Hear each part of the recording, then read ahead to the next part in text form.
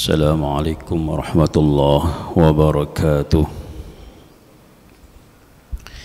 إن الحمد لله نحمده ونستعينه ونستغفره ونعوذ بالله من شرور أنفسنا وسيئات أعمالنا.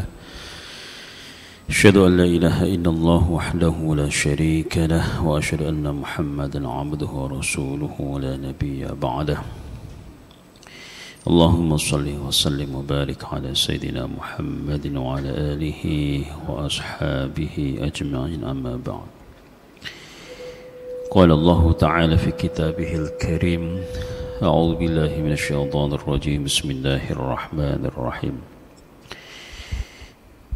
وابتغ فيما آتاك الله الدار الآخرة ولا تنسى نصيبك من الدنيا وأحسن كما أحسن الله إليك ولا تبغ الفساد في الأرض إن الله لا يحب المفسدين. Hadirin jamaah salat zuhur Masjid Darul Ilmi PTIK yang dirahmati oleh Allah Subhanahu wa taala. Alhamdulillah, syukur kita panjatkan kepada Allah taala atas segala anugerah dan kenikmatan yang diberikan kepada kita semuanya. Salawat serta salam mari kita curahkan kepada junjungan besar kita Nabi Allah Muhammad sallallahu alaihi wasallam beserta keluarganya, sahabat-sahabatnya, pengikutnya hingga hari kiamat nanti. Ma'asyiral muslimin yang dirahmati Allah Subhanahu wa taala. Kembali kita mengkaji kitab Tanbihul Ghafilin pada bab yang ke-27, bab Rafdid Dunya, yaitu bab berpaling dari dunia. Ini bab yang sangat berat sekali, mengingat kita dengan kesibukan yang berbagai macam kesibukan yang disuguhkan oleh dunia. Kemudian dalam kitab ini kita akan diberi nasihat oleh pengarang kitab Tanbihul Ghafilin ini, Abu Laits As-Samarqandi. Mudah-mudahan kita bisa mengerem seandainya kita terlalu lebay dengan dunia yang kita cari ini. Qala hadatsana al-faqih Abu Laits As-Samarqandi, hadatsana al-faqih Abu Ja'far, hadatsana Muhammad bin Uqail, hadatsana Muhammad bin Ismail As-Sa'il, hadatsana al-Hujjaj, hadatsana Syu'bah an Umar bin Sulaiman an Abdurrahman ibn Aban an Abi an Zaid bin Thabit radhiyallahu anhu an Nabi sallallahu alaihi wasallam. Qala man kanat niyyatuhu al-akhirata jama'a Allahu syamlahu wa ja'ala ghilahu fi qalbihi wa adadhu ad-dunya wa hiya raghimatun wa man kanat niyyatuhu ad-dunya farraqa Allahu amrahu wa ja'ala faqrahu baina 'ainayhi wa lam ya'tihi min ad-dunya illa ma kataballahu lahu. Dari Zaid bin Sabit, Rasulullah sallallahu alaihi wasallam bersabda, siapa saja yang niatnya, kegiatannya itu kemudian niatnya diawali dengan niat untuk akhirat, maka Allah akan mengumpulkan baginya akhirat, mengumpulnya keduanya, yaitu akhirat. Dan Allah akan memberikan kecukupan di dalam batinnya, dan Allah akan memberikan dunia itu akan datang kepadanya tanpa dia sangka.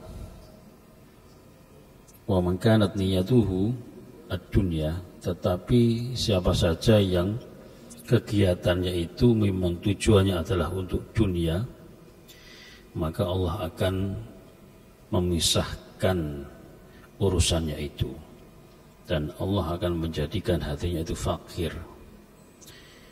dan dunia tidak akan datang kepadanya kecuali yang sudah telah ditakdirkannya. Hadis ini memberikan pesan kepada kita bahwa apa yang kita kerjakan, kita bekerja, kita berjalan, kita apapun urusan kita, kita niatkan untuk akhirat.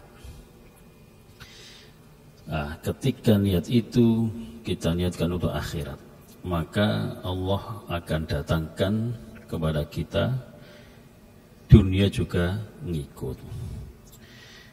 Contoh, ada seorang kiai, itu yang dikerjakan adalah ibadah saja siang malam.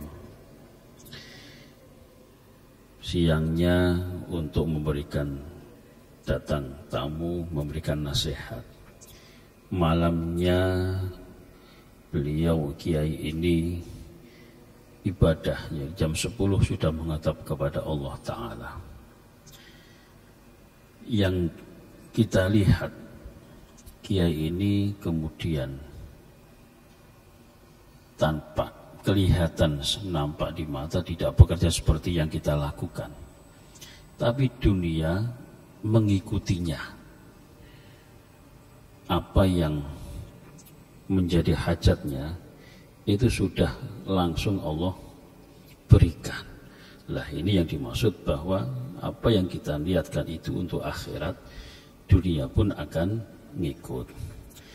Ada juga yang kita lihat itu kegiatannya seolah-olah itu akhirat, ternyata ujung-ujungnya adalah dunia.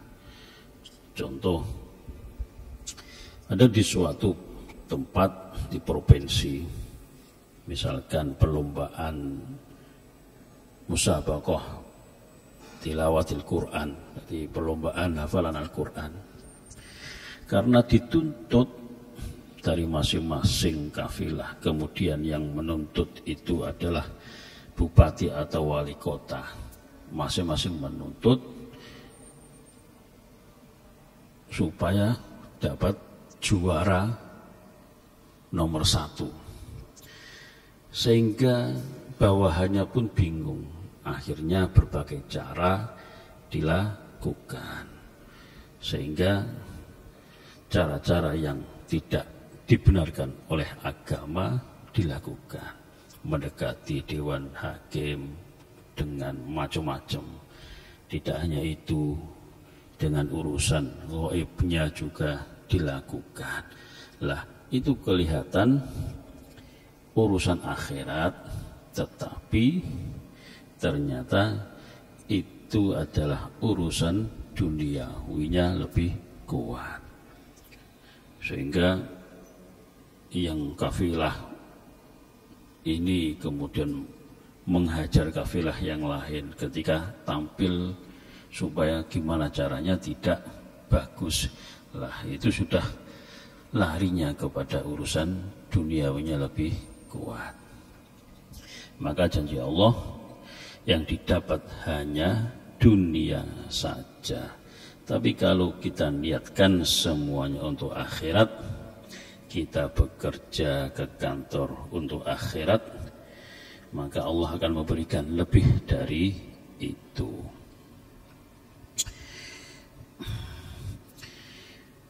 Waqala حدثنا الفقيه أبو جعفر حدثنا محمد بن أقيل حدثنا محمد بن علي حدثنا أبو عثمان النهدي حدثنا عمر بن الزياد الهلالي عن الأسود قيل سمعت جندبا قال دخل عمر رضي الله عنه على النبي صلى الله عليه وسلم وهو على حصير وقد أثر بجنبه الشريط Fabaka Umar radhiyallahu anhu. Dikisahkan dalam hadis ini, diceritakan bahwa Umar bin Khattab itu saat itu masuk ke kamar Rasulullah Shallallahu Alaihi Wasallam dan mendapatkan, melihat punggung Rasulullah itu penuh dengan bekas-bekas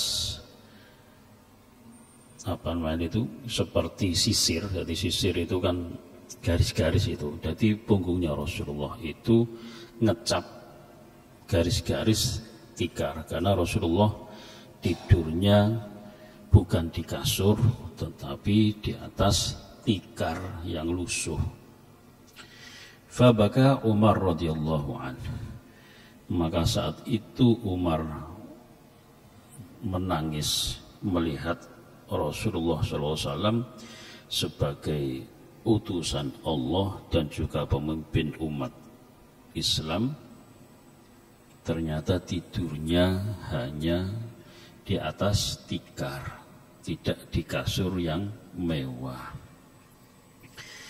Qala Nabi sallallahu alaihi wasallam, "Ma yubkika ya Umar?" Apa yang membuat engkau menangis wahai Umar? Qala dzakartu Kisra wa Qaisar wa ma kana fihi min ad-dunya wa anta Rasulullah sallallahu alaihi wasallam faqad athara bi janbika asy-syarit faqala an-nabiy sallallahu alaihi wasallam ulaika ujjilat lahum tayyibatuhum fi hayatihim ad-dunya wa nahnu qaumun akhirat lana thayyibatuna fil akhirah. Saat itu Umar radhiyallahu an mengingat ada kaisar yang hidupnya itu mewah, dipenuhi dengan gemerlapan dunia. Nah, sedangkan engkau wahai Rasul, engkau ada Rasulullah utusan Allah. Tapi yang aku lihat punggungmu, punggung engkau wahai Rasul, ada bekas apa? Iya, bekas garis-garis, bekas tidur. Jadi membekas, tidurnya membekas karena tidur di atas tikar yang lusuh, yang kasar. Kemudian Rasulullah menjawab, mereka wahai Umar, para kaisar-kaisar, para raja-raja itu dicepatkan kehidupan dunianya, kemewahan dunianya, kenikmatan dunianya dicepatkan di semasa hidup di dunia. Kami wahai Umar adalah suatu kaum yang kenikmatan kita nanti itu kita petik nanti waktu di akhirat. Wah, ini bisa kita gambarkan seorang pemimpin besar Rasulullah SAW. Ternyata begitu sederhananya dalam kehidupan sehari-hari. Bahkan tidurnya pun di atas tikar yang sangat kasar sekali sampai membekas di punggungnya. Beda dengan raja-raja, kaisar-kaisar saat itu yang dipenuhi dengan gemerlapan dunia. Nah, memang berat. Walaupun kita pasti tidak bisa akan menyamai Rasulullah, paling tidak kita berusaha, paling tidak kita punya sesuatu tapi kita tidak merasa memiliki. Ada seorang kiai Habib di Jawa Barat, itu saya anggap sangat luar biasa. Di pesantrennya itu ada 15.000 santri, tetapi tidak semua santri 15.000 itu dikasih makan gratis semuanya oleh kiai ini.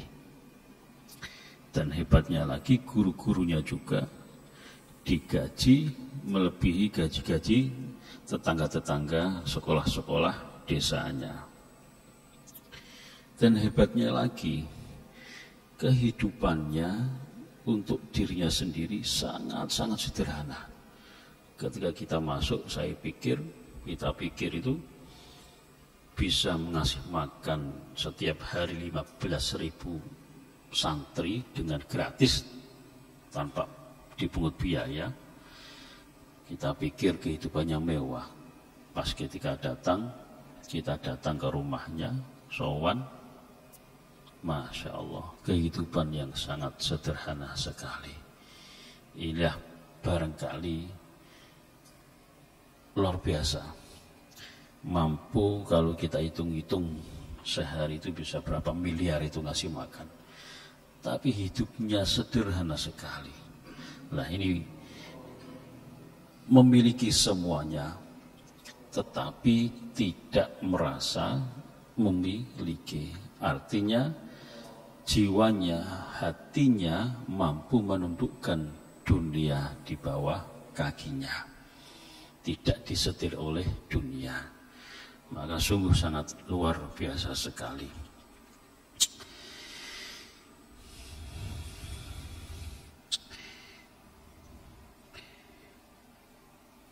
Qala Ali radhiyallahu anhu, innama akhsha alaikum ithnataini. Ali bin Abi Thalib radhiyallahu anhu berkata, yang aku takutkan adalah ada dua hal yang ini menjadi penyakit dari orang-orang Muslim pada umumnya. Apa itu? Yang pertama adalah tulul amal. Angan-angannya kuat. Jadi apa yang belum di depan mata, di sana sudah dipikir nanti kita punya rumah, mobil mewah dan sebagainya, sehingga itu yang masuk ke dalam alam bawah sadar, dan bagaimana caranya mencarinya, apakah secara halal atau haram, tetap diterjang saja.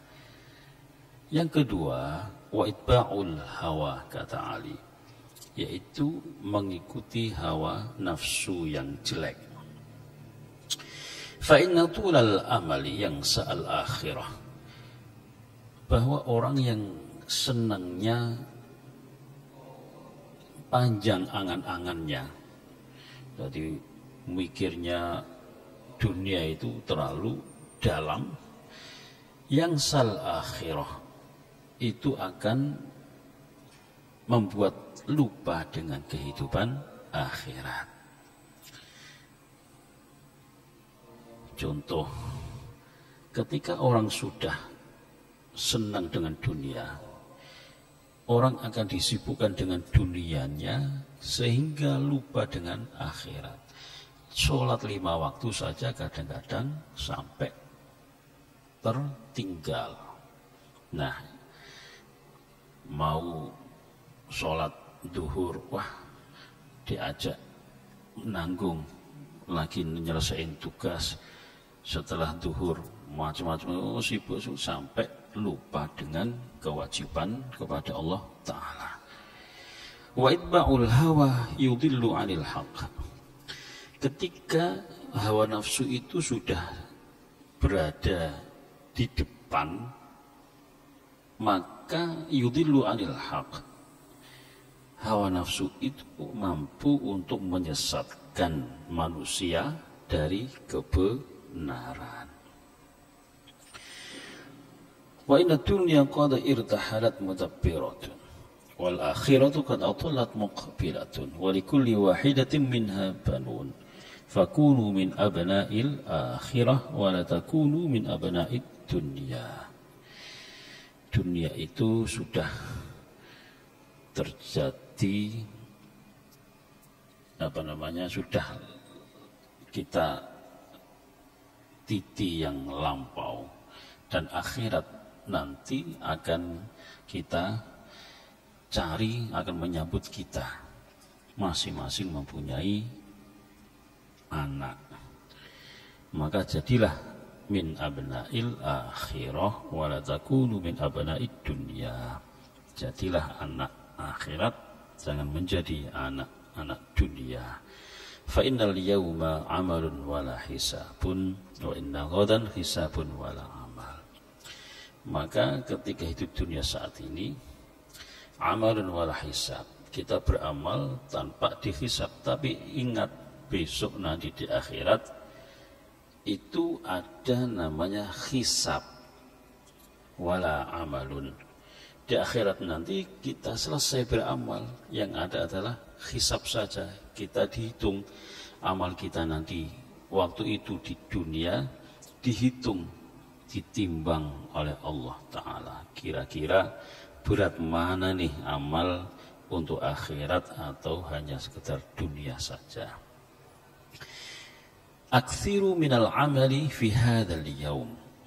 Maka perbanyaklah beramal untuk akhirat pada masa-masa sekarang. Fa innakum la taqdiruna ghadan 'alal amal. Sesungguhnya nanti untuk di akhirat itu sudah enggak ada bisa beramal lagi. Maka kesempatan emas bahwa dunia itu adalah mazra'atul akhirah.